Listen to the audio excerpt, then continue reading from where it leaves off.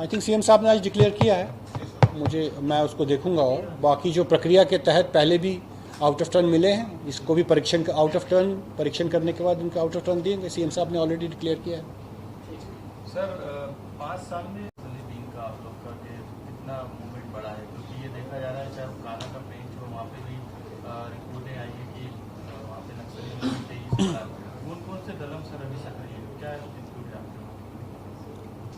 नक्सलियों के दलमों में कोई चेंज नहीं आया है। 4 दलम पहले सक्रिय थे, वही 4 हैं। जैसे खटिया मोचा, मलाजखंड, टांडा और दर्रेकसा, ये 4 दलम हैं, यही सक्रिय हैं।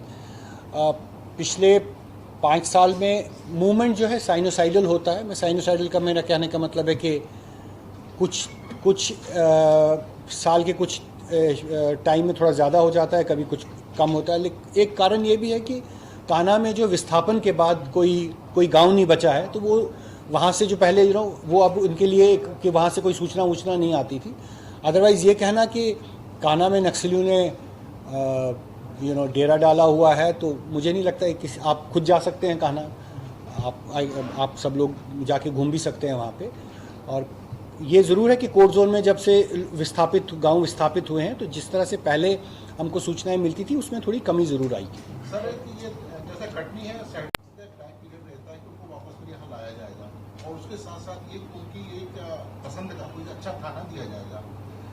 हालात अभी ये है कि 10 से 12 साल से आपका वहाँ फोर्स पड़ा हुआ है, वो वापस नहीं आ पा रहा एक, और जब यहाँ जो आ गए हैं उनको थाना देना तो दूर रहा, वो अभी यहाँ वहाँ पड़े हुए। ये दोनों स्थितियाँ सुधर पाएंगी? आप ये किस बिना पे कह रहे हैं? मतलब आपके पास कोई डेटा है ऐसा? हाँ सर, मेरे पास डेटा। आप मुझे डेटा दिखाइएगा। मैं एग्जैक्ट तो नहीं बता सकता। नहीं, मैं ये नहीं कह रहा हूँ कि आप एग्जैक्ट नहीं मैं कह रहा हूँ। आपसे जस्ट पहले जीपी सिंह सर थे, तो मैंने उनसे बात की थी। तो करीब 70-80 ऐसे लोग हैं साइबर सेल में, कुछ हैं कुछ इधर उधर हैं जिनकी भी जो बालाघाट से 2 साल का पीरियड काट के आए, उनकी पोस्टिंग नहीं हुई है। हॉक फोर्स में जो डेपुटेशन पे जाते हैं कांस्टेबल्स, वो मोस्टली एसएफ से होते हैं। उनका जब 5 साल का पीरियड ख़त्म होता है, जो भी वापस आना चाहता है उसको तुरंत वापस लिया जाता है। उसके बाद उनको 3 चॉइसेस दी जाती हैं। उन 3 चॉइसेस में से उनको एक चॉइस पोस्टिंग दी जाती है। उन्हीं 3 चॉइस पोस्टिंग में उनको एक चॉइस पोस्टिंग दी जाती है, और वो यूजुअली क्योंकि एसएफ के होते हैं, वो थाने में पोस्ट नहीं हो सकते, ठीक है, वो एसएफ के हैं, और उनको अपनी चॉइस की पोस्टिंग मिलती है। 90% केसेस में ऐसा होता है। कहीं कहीं क्या होता है कि वैकेंसी अवेलेबल नहीं होती है, तो उनको सेकंड चॉइस दी जाती है। अगर वहाँ भी वैकेंसी अवेलेबल नहीं है तो उनको थर्ड चॉइस दी जाती है। क्योंकि कोई भी ऐसा व्यक्ति नहीं जो 5 साल से बिल्कुल हैं, 10-10 साल से हैं व्यक्ति वहाँ पे, जो कि स्वयं अपनी इच्छा से वहाँ रह रहे हैं। जिनको जो भी वापसी का आवेदन देता है, और उसको अगर 5 साल से ज़्यादा हुए होते हैं, कि हॉक फोर्स एक वॉलंटरी डेपुटेशन फोर्स है। इसके लिए लोग इस हॉक फोर्स में एंट्री के लिए लोगों को एक टेस्ट देना पड़ता है, और वो टेस्ट पास करने के बाद हॉक फोर्स में एंट्री होती है। तो हॉक फोर्स कोई ये पोस्टिंग वाली पोस्ट नहीं, ये वॉलंटरी डेपुटेशनिस्ट फोर्स है। सर लास्ट में पिछली बार जैसे छत्तीसगढ़ में लोन मर्राटू एक अभियान चलता है, मध्य प्रदेश में भी नक्सलियों को जैसे बेंजारा से कवामी क्षेत्र में उनको भी मुख्य धारा से जोड़ने के लिए कोई अभियान चलाने की कार्य? हमने एक सरेंडर रिहेबिलिटेशन पॉलिसी ड्राफ्ट की है, वो गवर्नमेंट के पास है। और जैसे पिछली बार सीएम साहब ने आई थिंक 1 हफ्ते पहले जब वो गए थे वहाँ पे, उन्होंने कहा कि उस पॉलिसी को जल्दी लागू करेंगे, और मुझे लगता है कि अगले कुछ दिनों में आप देखेंगे कि वो पॉलिसी जल्दी लागू होगी। सरकार के पास है, उस पर काम चल रहा है।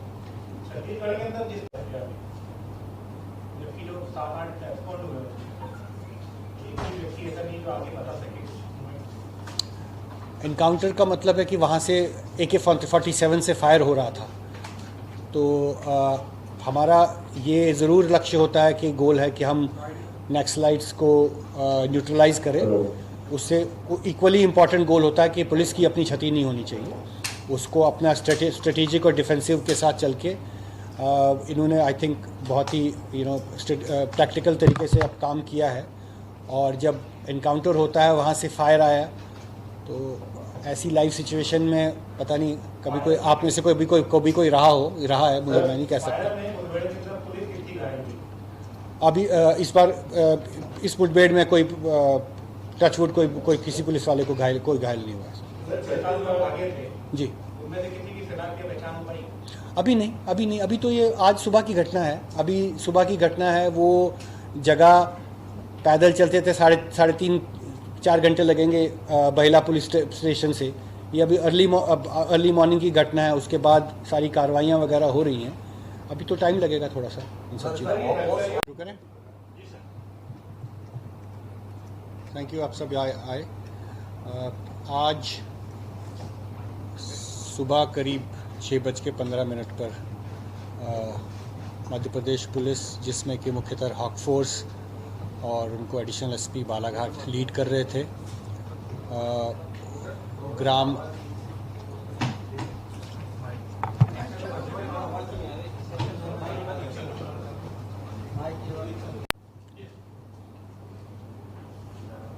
आज प्रातः बालाघाट में थाना बहेला में खराड़ी गांव के जंगल के पास मध्य प्रदेश पुलिस, जिसमें कि मुख्यतः हॉक फोर्स के जवान और जिनको एडिशनल एसपी बालाघाट लीड कर रहे थे, उनका एक नक्सली कैंप में नक्सलियों के साथ आमना सामना हुआ। मुठभेड़ के दौरान 3 हार्डकोर नक्सली मारे गए और उनसे भारी मात्रा में जो है आर्म्स एंड एम्यूनिशन बरामद हुआ है। पिछले 2-3 दिनों से लगातार सूचना आ रही थी कि खराड़ी के जंगल में नक्सलियों की मूवमेंट है। आज अर्ली मॉर्निंग एक बहुत स्पेसिफिक इनपुट आया। उस पे करीब 5 बजे जो है हमारे हॉक फोर्स के जवान और एडिशनल एसपी जो है वो उस खराड़ी के जंगल में गए। एक टीले के ऊपर जब वो चढ़ रहे थे, उसके बाद सर्चिंग के बाद जब वो नीचे उतरने लगे तो उनके ऊपर नक्सलियों द्वारा जो है भारी फायर किया गया। आत्मरक्षात्मक फायर के बाद पुलिस ने जो किया उसमें जो है 3 नक्सली मारे गए। मुख्य बात यह है कि मारे गए नक्सली में एक का नाम नागेश है। नागेश जो है रहने वाले गढ़चिरौली के हैं। वो न केवल डिविजनल कमेटी मेंबर था, बल्कि जीआरबी डिवीज़न में का कमांडर इन चीफ था। ये बेसिकली मध्य प्रदेश में सबसे हाई रैंकिंग नक्सल आज तक जो मारा गया है। इसके पास एक AK-47 मिली है और भारी डेटोनेटर्स मिले हैं, राउंड्स मिले हैं। बाकी जो 2 नक्सली हैं उनमें से एक मनोज मंडावी का है। मनोज मंडावी रहने वाला पश्चिमी बस्तर का है और दूसरी महिला नक्सली रामे है। रामे भी रहने वाली सुकमा छत्तीसगढ़ की हैं। रामे जो हैं वो मंगेश एक नक्सली थे जो पहले राजनांदगांव और बालाघाट में सक्रिय थे। 2019 में उनका पुजारी टोला में इनकाउंटर हुआ था। ये रामे जो है उस मंगेश की पत्नी थी और पिछले 8 साल से भी गए थे, अमित शाह से मुलाकात हुई थी, उन्होंने 3 बटालियन की मांग की थी, तो उसको लेकर कुछ नया यहाँ कुछ होने वाला है क्या? वो प्रस्ताव भी है, भेजा गया है उसमें, और मुझे लगता है कि शीघ्र ही उसमें कोई निर्णय होगा। अभी मुझे ये नहीं पता है कि उसमें क्या बात हुई है, लेकिन हमने प्रस्ताव भेजा है और उसको सेंट्रल गवर्नमेंट जो है पॉजिटिवली देख रही है। हमारी मीटिंग्स भी हुई उनके साथ, उसको पॉजिटिवली देख रही है। मध्य प्रदेश में इन्होंने अपनी रणनीति बना ली है, या फिर मध्य प्रदेश की जो आज इनकाउंटर किया है, या मध्य प्रदेश किस ओर काम कर रहा है कि जो छत्तीसगढ़ काम कर रहा है वहाँ से भगा रहे हैं, मध्य प्रदेश भी आगे इसमें मूवमेंट कर रहे हैं? हमारे यहाँ नक्सलियों का अराउंड 80 to 100 नक्सलाइट्स हैं। पिछले 6 महीने में भी जो हमारा आंकलन है इतने ही हैं, और पिछले 3 साल में आप देखेंगे तो मध्य प्रदेश में करीब 6 इनकाउंटर्स हुए हैं जिसमें नक्सलियों को क्षति पहुंची और 10 नक्सलाइट्स मारे गए हैं। तो हमारा तो जो मध्य प्रदेश पुलिस की स्ट्रैटेजी है वो तो ऑफेंसिव स्ट्रैटेजी है। इनको यहाँ से बिल्कुल हमको निकालना है बाहर और उनको ख़त्म करना है। यहाँ जो मुख्यधारा में जुड़ना चाहता है मोस्ट वेलकम, बट अदरवाइज़ जो भी पुलिस का या नक्सलाइट एक्टिविटीज़ में ऐसे ये रहेगा तो उसके लिए उसके पास हमारी स्ट्रैटेजी बिल्कुल क्लियर है। आपने सर एक सवाल किया था कि पुलिस की 303 जो आए थे क्षेत्र बढ़ाने के लिए, ये 2 लोग वही नहीं कर रहे हैं। ये सभी एमएमसी जोन के ही मेंबर्स हैं, आप बिल्कुल सही कह रहे हैं। और ये मध्य प्रदेश का इसमें कोई नहीं है। एक नागेश जो हैं गढ़चिरौली के हैं, बाकी 2 जो हैं बस्तर के सुकमा और बस्तर के रहने वाले हैं। तो ये एमएमसी जोन के विस्तार के लिए ही करीब 5 साल पहले आए थे यहाँ पे। करीब 8 से 10 लोग थे जो भागे हैं, और कुछ हमारी पार्टी का कहना है कि उनने और लोगों को भी हिट किया है। तो अभी वो सर्चिंग वहाँ पे अभी तक तो कर रहे हैं। वहाँ बारिश बहुत ज़्यादा हो रही है। सर सीधी सरकार कह रही है कि हमने अपने रिपब्लिक में पिछले साल अब उनसे 303 और जो बरामद हुए थे उसमें सर जो उनके पास कारतूस मिले थे वो लाइसेंसी कारतूस थे 303 के लाइसेंसी सरकार जो पुलिस के पास रहते हैं वो कारतूस मिले थे सर। उसका अभी तक कुछ उसमें खुलासा नहीं हुआ है। किसमें? जो पिछली बार में पकड़ाए थे नक्सली पकड़ाए थे जो 9 पकड़ाए थे इसमें एक कोई नाई था जो बम्बई का रहने वाला था जो सप्लाई करता था हथियारों को, उसमें कारतूस जो मिले थे नक्सलियों के पास से वो लाइसेंसी कारतूस थे। वो डमी कारतूस थे। उस पे अभी बालाघाट पुलिस विवेचना कर रही है। उस पर अभी इन्वेस्टिगेशन अभी भी उसमें जारी है। उसमें जो एक शायद आप 3 महीने पहले मिस किया हुआ उसका जो मेन किंग था गढ़चिरौली का, वो भी उनने पुलिस ने उसको अरेस्ट किया था और उससे भी काफ़ी जानकारी नहीं मिली है। ये चीज़ें आई थिंक ये अंडरस्टैंड करना बहुत ज़रूरी है कि फ्लैश न्यूज़ एक बात होती है, ये चीज़ें टाइम लेती हैं, इन्वेस्टिगेशन टाइम लेती हैं और हम उस चीज़ को इन्वेस्टिगेट कर रहे हैं कि जो नॉर्मल पब्लिक डोमेन में नहीं है या जो कि नॉर्मल तरीके से नहीं चल फिर रहा है, वो एक बिल्कुल अपना कवर बना के इन्वेस्टिगेशन बहुत टाइम लेती है और इन्वेस्टिगेशन चल रही है। ये पुलिस ने इनको हथियार मुहैया कराए थे, क्या पुलिस का इसमें इन्वॉल्वमेंट है या फिर इन्होंने पुलिस के जरिए हथियार खरीदे थे? नहीं, ऐसा नहीं है। आप पुराने केसेस देखेंगे तो अभी पता चल जाएगा ये कहाँ की 303 थी। पुराने आप अगर उड़ीसा, छत्तीसगढ़ वगैरह के केसेस देखेंगे तो बहुत से केसेस शुरू में ऐसे हुए थे जहाँ के पुलिस के हथियार लूटे गए थे। बहुत से जब इनकाउंटर्स कभी कभी होते हैं जिसमें कभी पुलिस की क्षति हुई है तो उनमें हथियार कभी लूटे जाते हैं। क्या सर वो हथियार ही यहाँ उपयोग किए जा रहे थे इनके द्वारा या फिर ऐसा कुछ है कि पुलिस के द्वारा इनको हथियार मुहैया कराए? अभी तो 6 ही घंटे हुए हैं कि क्या वो हथियार हैं कि नहीं। ये सब इनका हर एक की एक प्रक्रिया होती है। एक बैच नंबर होता है वेपन का, वो नंबर हम सर्कुलेट करेंगे और देखेंगे ये कहाँ का हथियार था। सर इससे पहले भी सर आप आई थिंक चाय वगैरह है, please.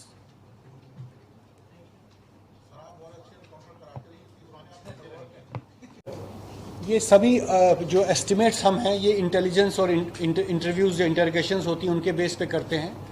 I would say between 90 to 110, plus minus 10-15 आप रख सकते हैं। यू कांट होल्ड मी कि आपने 110 बोला तो 115 निकले। 110 हो सकता है, प्लस माइनस 10-15 हो सकता है, बिकॉज इंटरस्टेट मूवमेंट बहुत होता है।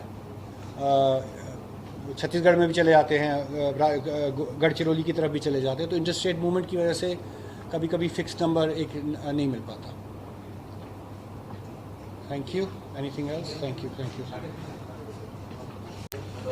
राजनांदगांव और बालाघाट में सक्रिय थे। 2019 में उनका पुजारी टोला में एनकाउंटर हुआ था। ये रामे जो है उस मंगेश की पत्नी थी और पिछले 8 साल से सक्रिय नक्सली थी। तीनों जो है बहुत ही हार्डकोर नक्सलाइट्स थे। नागेश के ऊपर मध्य प्रदेश, छत्तीसगढ़ और महाराष्ट्र मिला के टोटल 29 लाख रुपए का इनाम घोषित है। मनोज और दूसरा में उनके पास से .303 जो कि पुलिस की राइफ़ल होती है वो, एक सिंगल शॉट राइफ़ल, एक रिवॉल्वर, 2 AK-47 की मैगज़ीन्स, एक SLR की मैगज़ीन, 2 वायरलेस सेट, एक GPS ट्रैकर, सोलर पैनल्स मिले हैं, डेटोनेटर्स मिले और भारी मात्रा में आप जो पिक्चर्स देखेंगे भारी मात्रा में डेली यूज़ का सामान मिला है। पाउचेस मिले हैं, पिट्ठू वगैरह मिले हैं, उनके जो उनका टेंट का त्रिपाल वगैरह रहता था वो सब कुछ मिला है। ये नागेश जो थे ये दरेकसा और टांडा दलम को हेड करते थे। मनोज जो हैं वो एरिया कमेटी मेंबर थे टांडा एरिया कमेटी के, और रामे भी जो है ये area committee Tanda area committee की मेंबर थी। ये मुझे लगता है पिछले 10-15 साल में नक्सलियों को सबसे बड़ी क्षति पहुंची है और ये एक बहुत ही संयोजित तरीके से एक प्लान्ड वे से पिछले कुछ 4-5 महीने में मध्य प्रदेश पुलिस ने अपनी स्ट्रेटजी चेंज की थी कि नक्सलाइट्स को टैकल करने की। आई थिंक उसी चेंज स्ट्रेटजी का ये परिणाम है कि वाकई इससे एक बड़ी सफलता कहते हैं। ये तीनों नक्सलाइट्स जो थे छत्तीसगढ़ में भी सक्रिय थे और महाराष्ट्र में भी सक्रिय थे और तीनों जगह इनका इनाम था। महाराष्ट्र में नागेश के ऊपर 16 लाख रुपए का इनाम था। ग्रामीणों की मदद ली जाती थी, तो आपके द्वारा कुछ इस तरह से कोई वहीं ग्रामीणों की मदद लेकर हर एक स्टेट की मुझे लगता है काउंटर इंसर्जेंसी की अपनी स्ट्रैटेजीज़ होती हैं और वो उन स्ट्रैटेजीज़ को कॉस्ट एंड बेनिफिट के तौर पे नाप तोलने के बाद जो है एक्शन लेती है। मुझे लगता है मध्य प्रदेश पुलिस जो है it has its own strategy और वो अपने उन स्ट्रैटेजी के कॉस्ट एंड बेनिफिट को आंकलन करके हम लोग काम कर रहे हैं। अब यदि ऐसा कोई हमको कॉस्ट बेनिफिट रेशियो में लगेगा कि ऐसा कुछ कदम उठाएंगे तो उठाना है तो हम ज़रूर उठाएंगे।